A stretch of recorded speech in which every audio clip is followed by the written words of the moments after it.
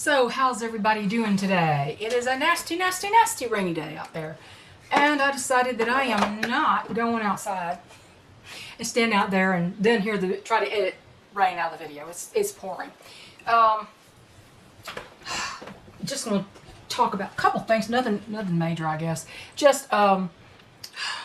Scarlett, my Easter egger, that has been up and down and up and down. Her belly is that big around. I mean, it's like a hard, it's bigger than a softball, okay? It's kind of like that size, and it's hard.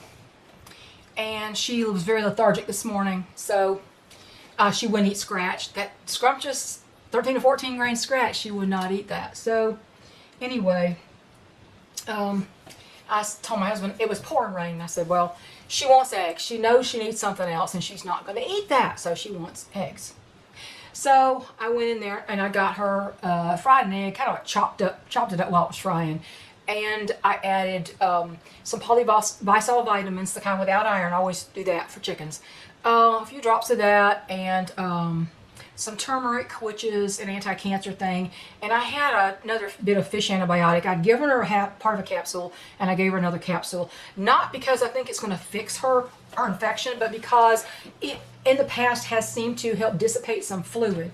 And I thought just for her comfort. And she's not laying, so it doesn't matter what she's eating, actually. So I did that, and what else I put in there? Mixed it with a teeny bit of yogurt for a little probiotic. But anyway, I gave her that concoction, and my husband said, he said, well, if you make it, I'll just take it back out there, because it was raining. I didn't want to go back out, but I wanted something for Scarlett. So he took it back out there, and I said, did she eat? He said, she scarfed that down. She jumped into that. So she wanted that, and it's not really going to do her much good. I got raspberry tea here. I'm not a fan of berry teas for some reason. I don't know. Plus, every time I do tea, I forget about it, and it steeps way too long, and it gets too strong. I don't know why, I can't remember. I sit it down to steep, and then I go off and do something else, and before I know it, it's been 30 minutes and not 5. So anyway, I'm not that big a fan of raspberry leaf or raspberry tea. But it was one packet, and I thought I'll use it.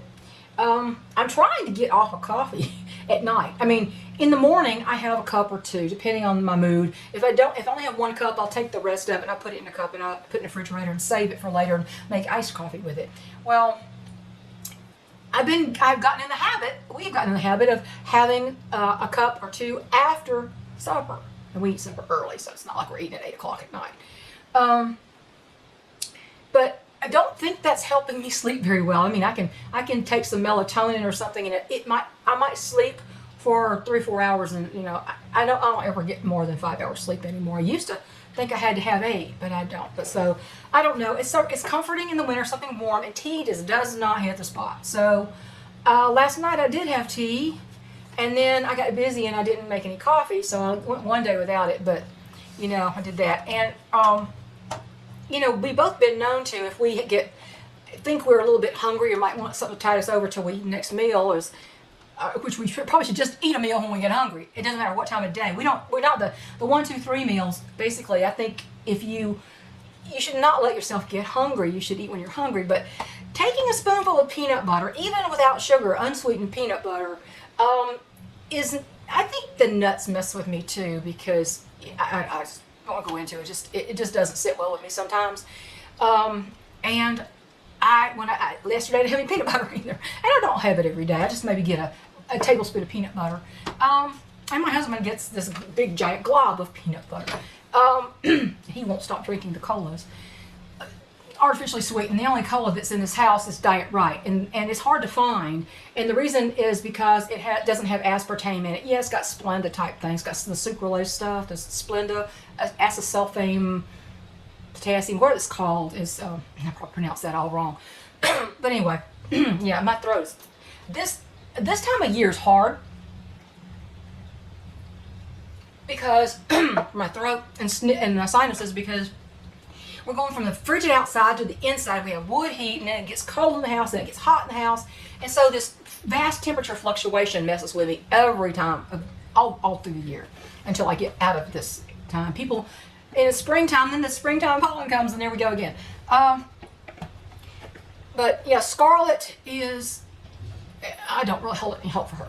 I haven't for a while. But she's hanging on longer than I thought she would. Overall, she was a healthy bird. It's just that her body has betrayed her with her genetics or hormones or something. Like always happens with, seems to always happen with my hatchery stock, no matter what hatchery it comes from. Mina, little bitty Belgian Danver hen, Mina, the last one of my Belgian Danvers. She's almost 12 and a half. She's been having seizures for a week, repeatedly. I mean, every morning I go in there and she's already at the end of a seizure. She literally starts going like this, and she flops all over the place. I try to stop her from flopping around when I catch it, because I don't want her to hurt herself in the process. And I'm still amazed she's alive. I mean, she has multiple seizures a day, and I don't understand why she's alive. And then right afterwards, she'll sit on her haunches, and she'll kind of pant, she'll look dazed for maybe a minute. Then she stands up and goes about her business and eats, drinks, and if I put her where she can see the groups going in and out of the barn, she'll drop that shoulder in her little threatening manner, and she'll say, come on, I can take you on. She hasn't lost her feistiness. When she gets to where, if she gets to where she absolutely cannot eat or drink and she's still seizing, we're going to have to euthanize her, just like we did her Aunt Carly years ago. So that's what's going on with Mina. She still has interest in life and in other birds and all. She's not just depressed or anything. She does seem dazed. She doesn't understand what's happening to her. She gets very upset about it because she can't stop it. Let's see, what else is going on? What else is going on? Bash seems okay. I don't know what happened with his throat. It still seems like there's something in there that shouldn't be, but he's doing okay. He's eating and drinking fine, and he sits a lot. He's older. He sits a lot. What else? I can't think. Oh, I'm doing crochet projects. Okay, I put away the quilt I was in the middle of. It was getting worse and worse. I was not satisfied with the quilting, and it was not fun anymore. So I folded up the thing and I put it away. I hope I'll get back to it because I hate leaving projects unfinished. But I thought I want to do something where I can just sit and relax, not have to bend over a quilt. It hurt, after a while, it's hard on the upper back sometimes. And then you push it. This machine doesn't have a big throat. The machine's sitting right in front of me. It doesn't have a big throat. It's bigger than a lot. It's 9 inches, 9-inch throat from the side to the needle. But I had been used to doing that on an 11-inch throat. Although the machine was bigger. The machine itself was huge, like a tank. So I put aside, and I've been crocheting, and I made a lot of stuff. Do you remember the little ripple crochet lap blanket that we made on the channel that we went through the instructions of? Other people got their yarn and they were doing it too. Well, I did finish that. I think I showed that to you, but I have had a thing where I printed out patterns for Afghans, and types of patterns I've made before, and I know how to read a pattern, and I know how to count to 5 generally, and I've had trouble. And I'm like, after you get to a couple rows, I'm like, this is not ending up, this stitch is not going where it's supposed to go. Where did I miscount? And I go back and I can't find it. Well, I said, I'm just going to give up, and I'm going to make the little lapgan that we made on the channel. So I get out the pattern, which I still have. It's a really good little pattern. Let me show you this. If you remember the pattern here. Let's see. It's a nice little pattern.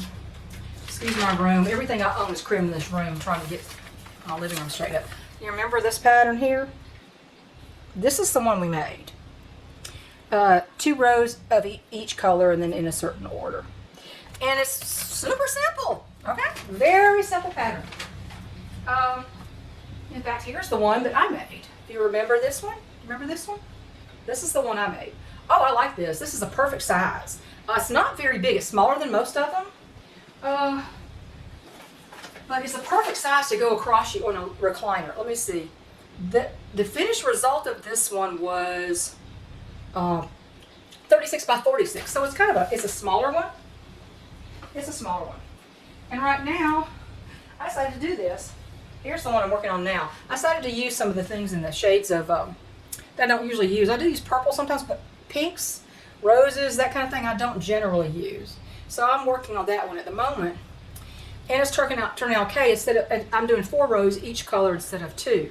And it makes a little ridge on it too. I have it turned on the wrong side, I think, to show you that. Oh no, I don't. Here it is right here. At the end of the purple there's a raised ridge here. That's a back loop only. So I thought I'm going to do that. But when I started it, it's cracking. I was getting so frustrated. I said, you get the double, for the valleys you do something like a double crochet 3 together. And so it connects 3 different stitches into one stitch.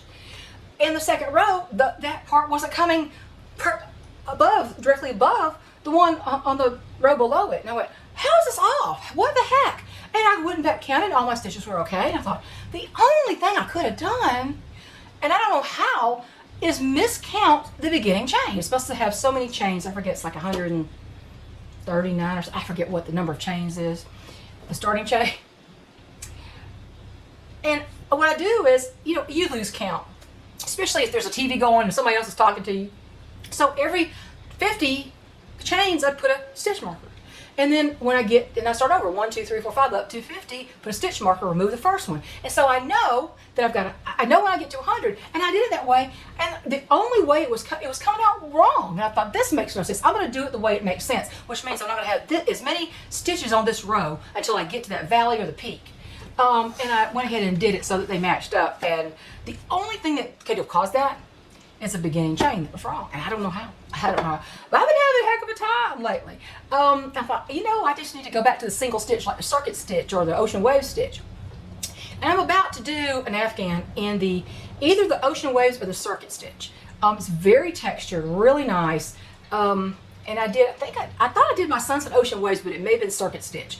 It's just the circuit stitch looks almost identical if you look at it in an Afghan, but because it's not quite it's textured still, but it's not quite as highly raised up off the surface as Ocean Waves is, because at one place where Ocean Waves has 3 double crochets in one spot, the other one has 2, and so it doesn't raise it up as much. Anyway, if you don't know crochet, you're lost anyway. I'm sorry about that. But I've been doing all these things and being frustrated over it. What else do I need to talk about? Oh, let's see. Oh yeah. You're going to see a lot of videos that say how to get your chickens to lay through the winter, how to get eggs all through the winter. And I don't watch those. I don't watch chicken videos because they make me too angry and too frustrated that people are disseminating bad information, very bad information.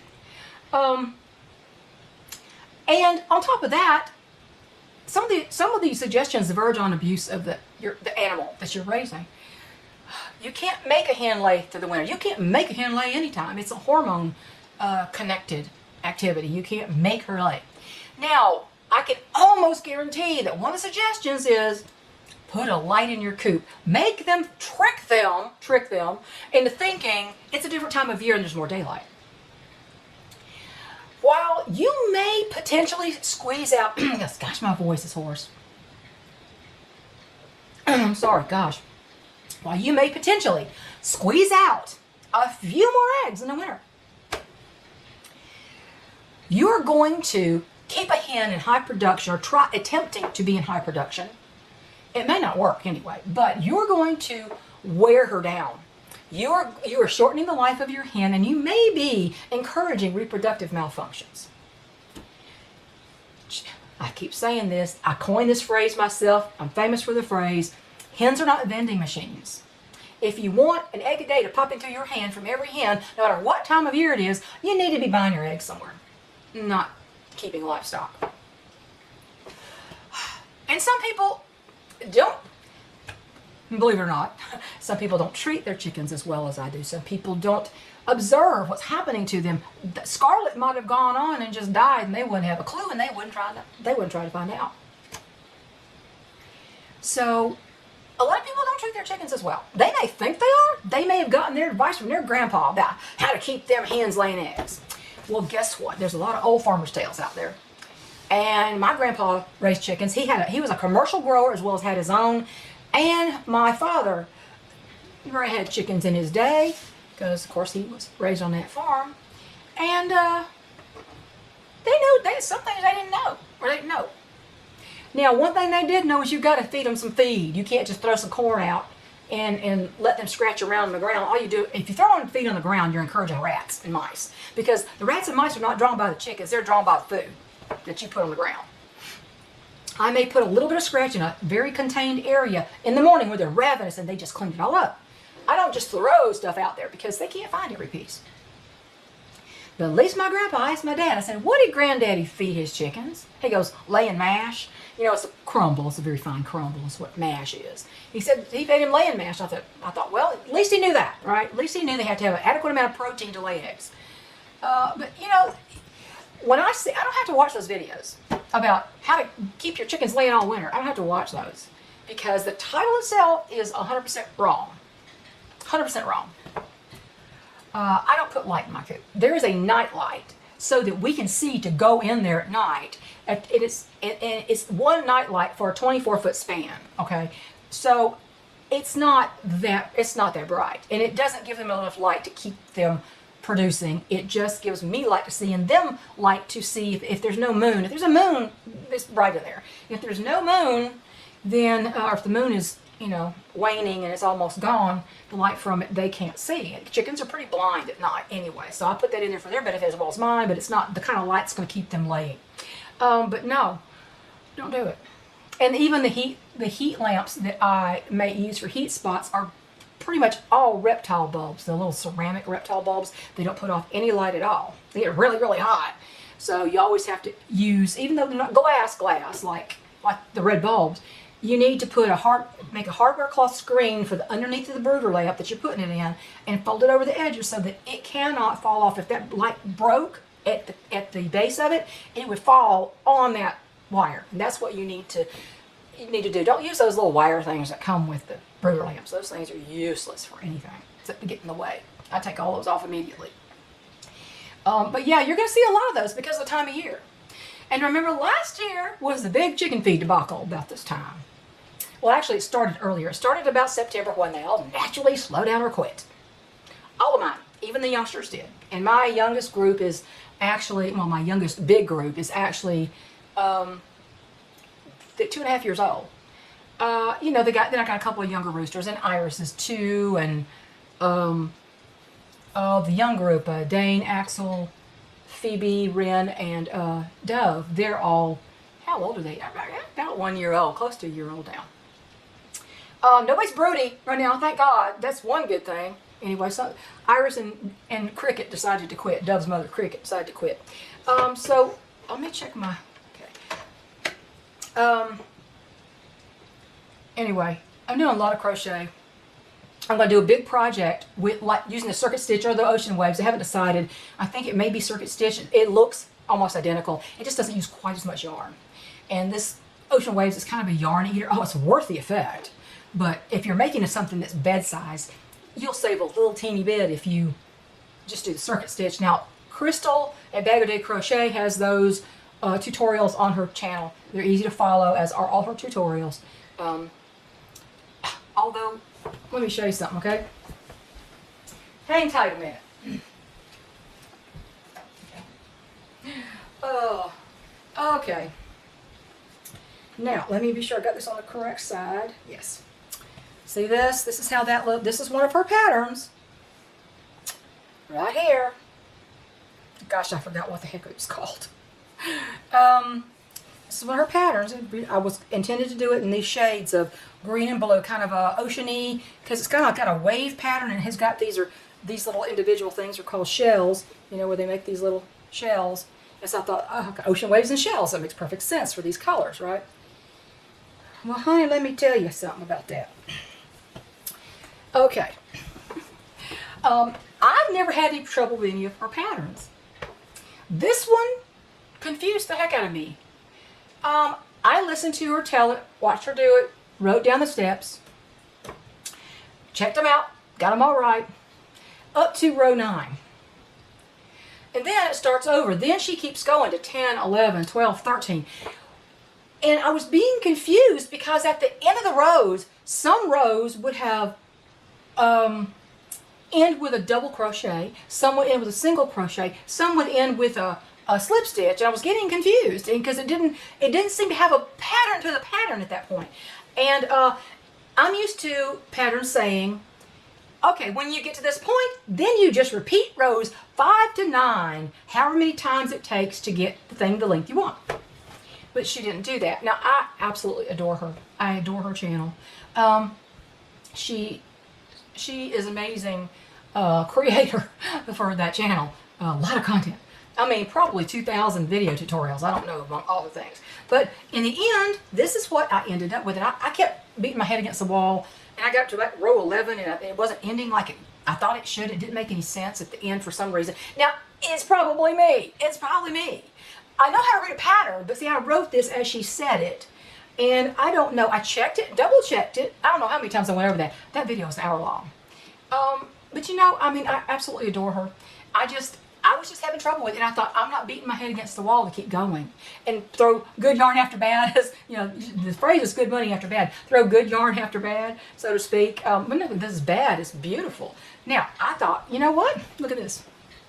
This makes a great scarf to tuck. Imagine your coat tucked in with the V here. This thing, and you can, you know, it's very thick and very cushy, and I really like it. And I really so wanted to do this whole pattern, but I just couldn't. And I thought, well, maybe I can find the pattern written in her Etsy shop, because she usually has someone else write her patterns. She says she can't write or read patterns. And so she has an Etsy shop full of patterns you can buy for, you know, $4 or $5. And I thought, I like this enough that I might buy that pattern, but I went and it wasn't there. The old theater seats pattern, maybe I missed it. Could be I missed it, but that's one pattern I would probably bought. Because it's probably just me. I haven't been able to follow any pattern lately. I don't know. I think maybe there's too much input in my brain. We're at that time of year where we eventually see family. We don't celebrate this holiday for particular reasons. But the family dinner in December is the only time that we usually see anybody, because they sure as heck don't come up here to visit. So, we're going to go there a week from Sunday. Among the shedders, I know there are some that didn't take that, but I would bet money most of them did. Because for goodness sake, one of my husband's sisters and her husband voted for Hillary Clinton. Can you imagine? So, anyway, there you go. That's going to happen a week from tomorrow. And I'm just rambling today. I mean, it was so nasty outside, and I need to get back to my project. But I'm going to make I'm going to make a bed-size Afghan in the Circus Stitch or Ocean Wave Stitch in purple with some dark gray accents. So, and Elijah, I'm glad you like your Afghan and your mom liked it. It's nice to see somebody who really appreciates the craft. Now, I know some older relatives used to make me laugh sometimes. I mean, they were being sweet, and they would give us crochet toilet paper holders and that kind of thing. I thought, I don't think I want anything crocheted in the bathroom with all the germs, because you can't really wash that continually. So I didn't really want to put that in there. I'm sure you could use it for something else. But it's a thought that counts. And you know, I've been around crochet my life. My mother used to crochet. She'd make the things with a crochet thread, the little drapey tablecloths, lacy tablecloths and such. And I've got a lot of her tools from when she passed away in the very end of 1999. Last month it was, gosh, how many years? 24 years now. Passed away back then. My dad passed away in 2015. But yeah, when I cleaned out the estate, when me and my sister did, my adoptive sister, oh boy, the stuff that was down there. And he used to work for Singer Sewing Machine. I got a lot of ancient sewing machine parts. But I thought, I don't even know what these are. He was a rep for Singer Sewing Machine at one time in his early life. So yeah, isn't that crazy? And my mother used to sew her own clothes when we were kids. When she'd buy clothes, she would buy good stuff. She wouldn't buy something like Walmart stuff. She'd buy the good stuff. She wanted it to last. And it did. Everything she bought. I've got coats now. I have a coat right now. It's a London Fog. It's like a raincoat type with a liner and a hood and all that. My mother bought that for me. I mean, London Fog, that was like a big brand, right? But then again, she would make things for us on her own, little dresses and such. When girls used to wear dresses, you know, they don't anymore. Not many. Anyhow, I'm gonna let you go. It's been almost 30 minutes. I just rambled too much. I hope everybody's gonna be safe. It's raining like cats and dogs out there. It's gonna be warm today, and it's gonna fall really fast. They predicted snow flurries the other day, and they didn't happen. I thought, thank goodness. You know what? Snow to me belongs on postcards and nowhere else. I don't want to see no snow. I lived in Ohio for 12 years. I lived in Utah. Utah twice. I lived in Colorado. One son was born in Colorado. One was born in Utah. I don't want to see snow no more. You can keep it. You can keep it. I'll just bequeath the snow to you if you like snow. Pretty on a postcard, pretty in a picture. Not out here where I have to walk through the sludge to go take care of my livestock. Have a great day, everybody. And yeah, I don't know if I'm gonna do any more crochet tutorials on here. I don't know. My life is so full. It's hard to even think about doing big crochet projects. And you wouldn't think my life was full because I don't have a job I go to away from here. But I can't figure out how anybody runs a homestead and has a job. And then has a husband who has chronic issues. I don't know. But maybe I could have managed. Maybe I managed it better 20 years ago. Well, he was better 20 years ago. He wasn't so bad 20 years ago. I wasn't so old 20 years ago. Have a good day, everybody. Thanks for watching. Bye.